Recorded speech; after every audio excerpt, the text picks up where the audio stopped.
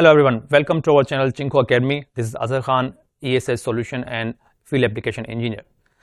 Today we are going to discuss about our new series of videos in which we discuss about our projects, our case studies, the project that we have done before, and we are going to introduce how those projects were implemented and how those projects were the overall scenario and all the application of those projects. So first of all, project that we are going to explain here is a project in Saudi Arabia. The project is 3.45 megawatt, 6.88 megawatt or BESS solution with the PV panels of 5 megawatt, the PV power of 5 megawatt. The project, as the scope of this project, it is 2 units of Sunterra 3.44 megawatt, one PCS station which is also almost 3.45 megawatt MVA. It's a transformer. It's not just a PCS. It's a PCS station which include the transformers and the switch gears all together, and then the PV panels and DG all connected together. The project is actually a location in Saudi Arabia in a desert where there was a company named Aramco has a pumping station, and the employees of the pumping station, they live in a residential community. Before they were living in another residential community, they have to shift the community to another place and supply power to their whole community with almost more than 1,700 employees living in those communities. It's all for the residential purpose to supply power to them. This is a DC coupled solution. DC coupled solution is a kind of solution where PV is directly connected to the PCS and then supply power to charge the load, and also supply power to the load. I can explain this to you, this project to you. I have to go to the first slide again. As you can see in this picture is from the site of this project. As you can see this picture, the PV panels all connected. They are connected to here. These 2 containers, these 40-foot containers, they all our DC-DC converters. Each of this container is a 40-foot container. It has 10 DC-DC.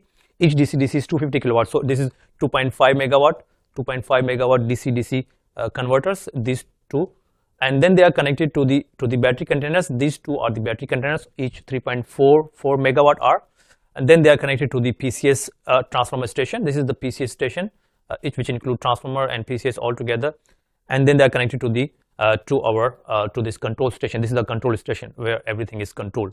And here these 3 containers that you see here is actually the diesel generators, which are from the customer site, which are working as a standby mode only to supply power when these are not sufficient to power from the PV and BESS. This, as you can see, the same power plant that I just told you about, that I showed you the picture about, is the SLD, is the layout of our power plant, our solution. In this solution, as you can see, there are 2 units of Sunterra 3.44 megawatt hour containers, and then there are DC-DC converters. As you can see, 250 kilowatt DC-DC, 10 units. These 10 units are accommodated in a 40-foot container. They are connected to PV panels. These 2.5 megawatt PV panels are connected to this one container, with 10 DC-DC. Then 2.5 megawatt PV array, they are connected to another DC-DC container, the same size, the same configuration. And then they are connected to a 3.45 megawatt PCS skid, which has 2 PCS. Each PCS is 1.714 megawatt, and then there are transformer, and then there are switch gear all together, and there's a DG 3 number of 3 diesel generators are connected, and then there's a load, and they're all supplying power through a MV station, through a MV switch bar, bus bar of 13.8 kilovolt, and this is how this whole system is working. And then there's a controls logic, everything that I will explain in the other slides. This is the same thing that I have just said here. The SLD that I just showed you indicate the overall system configuration. There are 3 diesel generators connected there. Each of the diesel generator is 1.28 megawatt. They are connected to the same system with the 13.8 kV medium voltage bus bar. And we have a PCS transformer skid. The PCS transformer skid is 3.45 MVA, but it's not a single PCS. There are 2 sets of PCS. They are working together. Each of the PCS is 1,724 25 kVA. with a transformer with the output voltage of 13.8 kV, and then the switch gear, gas insulated switch gear, and altogether, and the BSS system, which is connected to the PV panels. It has 5 megawatt PV arrays. There are 5 megawatt PV power totally, and total number of panels that we use for this in this whole PV system. In this there are 8,848 40 pieces of the PV panels. Each of the PV panel is 575 watt power. They are all installed together. They are all connected to the DC-DC, and each of the DC-DC, as I already told you, it is 250 kilowatt one DC-DC, and all 10 DC-DCs are connected in one container. Totally, how this configuration is made, they use 17 strings of PV panels. We make 17 strings of the PV panels, and those 17 strings connected to each DC-DC, and then the DC-DC connected to the PCS and the battery, as I already showed to you. Santera is 3.44 megawatt hour. It's a standard of this product. It's coupled with 10 units of DC-DC converters, and they have, before we connect to the DC-DC converter, they also have some conflict box, combiner box, so that they can put the power of the PV can directly supply power to the batteries. Okay, now the one I already told you is the system configuration. Now all the system is already there. We know there are DC-DCs, we know there are PCS, we know there are battery containers, and in the battery container have BMS, all the communication things together, and then there are DGs, and then there is a load. But all these cannot work randomly. It has to have some kind of control, and they all need to communicate with each other. Without the communication, without this control, the system cannot work properly. So how this system that communicate with each other is explained in this communication topology. As you can see here, we start from the top. You can see there are two EMS here. The communication protocol we use here is Modbus TCP, Modbus RTU, CAN, and the dry contact. These are all the communication protocols that are used between all these devices. So starting from the top, we have two EMS, an EMS host and EMS standby. Why do we use two EMS? So that if there is one EMS not working properly, if there is some problem happen, the other EMS can work at that time, so that we can have the availability of the system all the time. And this EMS work, is communicate with the PMS network switch meter to read the data from the bus bar for the voltage, current, or power, everything. Then you can see here is a serial device server to convert Modbus TCP to Modbus RTU for the communication with the EMS. It connect with the serial device server, all the PV combiners, the metrological station, the DG controller, diesel generator controller, and the input-output module for the DG controller, which inform us about the fuel in the DG. They all connected with this serial converter, and this connect to the network switch, and then connect to the host. And on the other side, you can see here we have transformer monitor control. Both the PCS are connected to they are communicating with each other through CAN and and using dry contact. And then the PCS are connected to the BMS. BMS means the battery containers, and they are connected to all DC-DCs. So the main mode of communication here is CAN communication, and they have dry contacts. Why we are using the dry contacts? Dry contacts actually for the emergency situation. If there's something happen, the BMS has to stop. If there is some kind of fault or anything happen, the system has to immediately shut down the PCS and the DC-DC. So dry contact sends signal to those components, and to immediately switch off or switch on. In this kind of condition, dry contacts are used, and they all are communicating with each other, and then they are connected to the network switch, and then they are connected to the EMS. This is how the whole system is communicating with each other, and the EMS is controlling the whole communication, so that the system can work according to the design logic that we have designed for the system. What is the design logic that we are going to discuss in the later thing. This is the same thing that I explained here. The communication, how the communication all work together, how the BMS, PCS, DC-DC converters all working together, and why we use the EMS. two EMS. The main purpose of using the two EMS is so that the system availability is 99.9%. It's always there. If one EMS stop working, the other start to work. Now the main thing is how this system is working, how the operation logic of the system.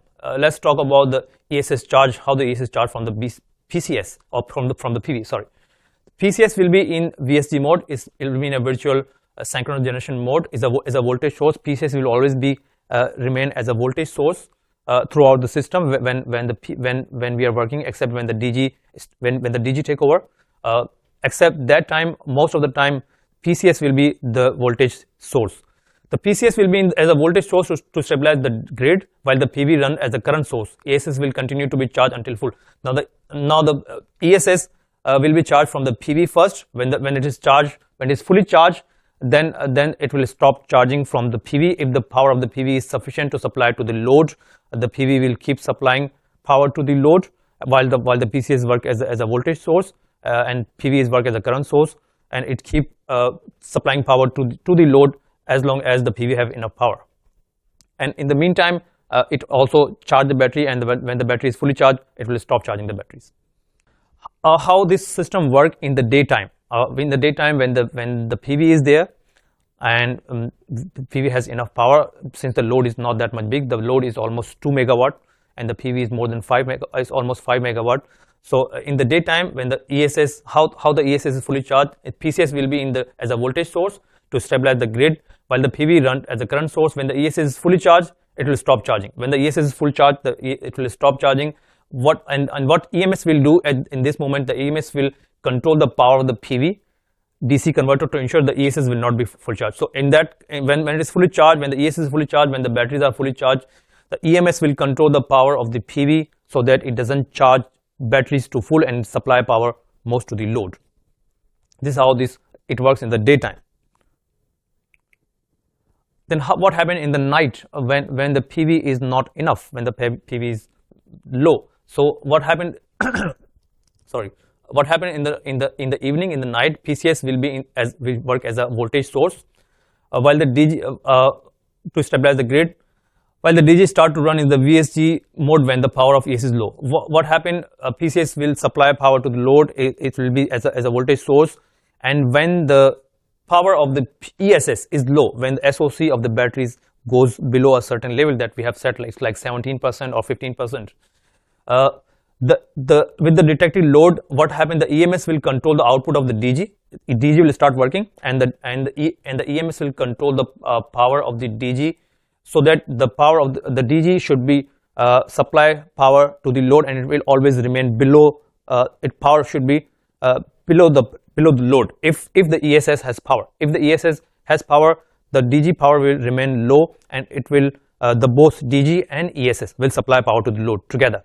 If it is not, if the ESS power is not lower than 17%, or what happened if the ESS, our battery containers are very low, they cannot supply power to the load. What happened? Thus EMS will control the DG power. It will make the diesel generator work in a more efficient way. So it will supply power to the load, and at the same time it will charge the batteries. When the batteries are fully charged, like 93% or 95% of SOC, what happened at that time? The DG will stop working, and then the ESS will take over. Then ESS will supply, the batteries will supply power to the load. So the main source of the power mostly will remain the batteries and the PV. DG will only supply power when none of these are fully available, or only when it has to charge the batteries so that it can stop working after that time. So this is the night time. How this happened in the night? It worked like this, and it keep working like this. Then what happens? Then the sunrise, the next day arise. When the sunrise, power of ESS. Now in the daytime, when the sun rise, PCS is as a voltage source, while the DG and PV will run as a current source. DG and PV will run as a current source for the load. And what happens? The EMS will keep detecting the power of the PV. When the power of the PV is enough to supply it for the whole load, then it will cut off the DG. The DG will be cut off from the system, and only PV will supply to the load, and the PV will first charge the batteries if they are not charged, and if this is fully charged, then it will only supply to the load. And this is how the sunrise will work. Then again the sunset, it will work the same way. That happens, the PCS will be as a voltage source to stabilize the grid, while the PV will run as a current source. When the output of the PV is less than the load, when the output of the PV start to go low and it's lower than the load, then ESS will take over and it will supply load together with the PV. And when the PV is too much low, is not enough, is totally night, then only ESS will supply to the load. And as I said before, when the ESS goes very low, then the DG will start, and when the DG will start, it will first charge the batteries and supply the load, and when the batteries are fully charged, DG will cut off again. Then the most important question is the failure mode. What happens when the system fails? When the system fails, when part of the PV, let's suppose the part of the PV module fails, such failure part will not affect the others and can be shut down. So one part of the PV fails, it will only shut down that part, and the other part will not affect and will still supply the power to this load. If the PV has a major failure, then what happens? Then ESS will supply power to the load. When the ESS fails, let's suppose the ESS also failed, our energy storage system also failed, it's not working. Then what happens? The DG will start working. The DG generator will supply to the load, and we have 3 DGs here. So if one DG is not enough, the second DG will start. If the second DG have some problem or this not sufficient, as the load is not enough, 2 should be sufficient. If it is not enough to supply for the load, or the DG have some problem, then the third generator will start. So we have 3 generators, so they stand by. If one doesn't work, the other work. If the other doesn't work, the other one work. So this is how the failure mode will work, so that the power can be supplied to the load all the time, and there is no disruption in the power. This is how the logic of the system work. Okay. This is our operating record. This interface is from the EMS. Is taken from at one moment. As you can see, if you can see the picture clearly, as you can see here, the batteries are 93% charged, and the load is 707.37 kilowatts. So load is not enough. So what is happening at this time is, since the batteries are fully charged and the power from the PV is also enough to supply to the load, as you can see, both the PVs from the DC power is 392. So it's together is enough to supply to the load. So we have right now the batteries are not discharging. All the power is supplied from the DC, and the DGs are also in the standby. None of the DGs are working. So this is the normal logic, as I already explained, and you can see from this our EMS interface that in the normal times this is all that supplies to the load. PV is the main priority. This is also one of our interface from the same EMS. As you can see, the power curves of the in 1 day, in 1 week as shown. It can be found that the PV and PCS takes. So if you this from this graph, if you cannot see very clearly, but what we find here is that the PV and PCS takes all the load from 2 a.m. to 7:30 p.m. every day. Every day how it's working, that from the 2 a.m. in the night to 7:30 p.m. PV and PCS means our battery BS system, is taking all the load. The DG shares the load with PCS at night from 7:30 to 2 a.m. During the daytime, PV charge the batteries, SOC higher than 93%. During the night, the battery SOC discharge to reach 18%. So in the daytime, PCS is supplying power, the BESS and PE is supplying all the power to the load. In the night, from 9:30 or 7:30 to 2 a.m., the DG supply power, and when it's charged the battery to 93%, it's also disconnect. So most of the time is our BESS and PV supplying to the load. The key features of this solution, as the most key feature is the DC coupled solution. We can say here, if I say this same thing again, equipped with a step-up transformer, the solution is able to supply power the medium voltage. The load of this project is estimated to be 2.4 megawatt. The load is almost the highest load. The peak load is 2.4 megawatt, and we have a PCS skid PCS station which is 3.45 megawatt hour, which is enough to take care of the load. Even the peak load is more than that, and it's enough to supply the whole power to the whole residential community. These are most of the things that I have already discussed. For the DC coupled solution, why this project is more efficient than an AC coupled solution? As you say, in the DC coupled solution, the PV directly charge the batteries, and there is only one MV station is used. But if you use an AC coupled solution, they have to have PV inverters. We have to calculate the we have to rely on the efficiency of the PV inverters. Then there have to be 2 MV stations, transformer for the PV side and for the BESS side. And then there is a conversion efficiency. AC has to convert into DC, DC have to convert into AC. So there is conversion efficiency problem. So in a typical AC coupled solution of this kind of, the efficiency is almost 96%. But for the DC coupled solution, because there are only one MV station is used, and because there is no double AC DC conversion, so the conversion efficiency, everything together, is 99%, which makes this system as more suitable for this kind of application. And it's also, and because we are not using 2 MV stations, and we are not using so many PV inverters, and efficiency is good, so this kind of solution, this kind of DC coupled solution, is actually economically is more reliable, is more feasible for this kind of solution. But if you have to use AC coupled solution, this could be more expensive and less efficient. For a normal AC coupled solution, we can see that considering the PV inverters, PV step-up transformer, PCS step transformer, and PCS charging efficiency shall be lower than 96%. However, the charging efficiency in this system is almost 99%, which is very exceptional. This is a typical diagram of AC couple and DC couple solution. If we have designed this system, the same system, with an AC couple and with the DC couple, as you can see, for the AC couple, we have to use 2 step-up transformer stations there, and we have to use many PV inverters for the PV arrays. And but for the DC couple, we have only used 1 step-up transformer station, and the DC directly connected to the batteries. It should be here. The DC directly charging the batteries, so the efficiency is more higher in this kind of case. The second thing that we can achieve from this system is the seamless switching. Based on the working mode of the PCS, is always work as a VSG, as a voltage source. The seamless connecting and disconnecting of DGs can be achieved in megawatt. There are 2 sets of PCS which are connected together. Each PCS is 1725 kVA, working as the main source. DG will connect to the system only when the SOC of the battery is lowered to the limit at the night. After the morning, when the PV power is large enough, it will handle the load, and the DG will be cut off. The EMS and the main purpose of the EMS work together with the whole system, with the DG controller. It control the output of the DG, it control output of the PCS, and all together, and control it so that the load can be taken care of. The seamless switching between DG and PCS, it can be achieved. It has to keep switching on and off again and again.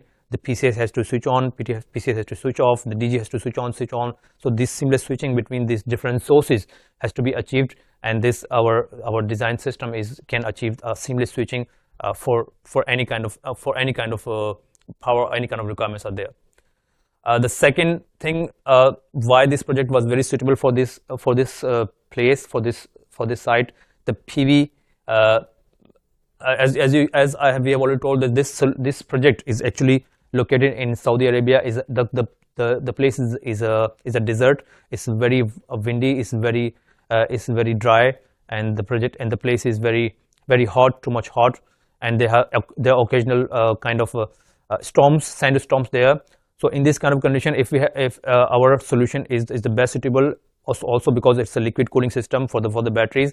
If it is a conventional air cooling system, it would not work. It would stop working because the ACs in the system can be affected with the outside conditions, with the storm, with the sand altogether. So our liquid cooling, it always keep the temperature inside the containers between 25 and 30 degrees centigrade, which is very suitable for the batteries to be more efficient.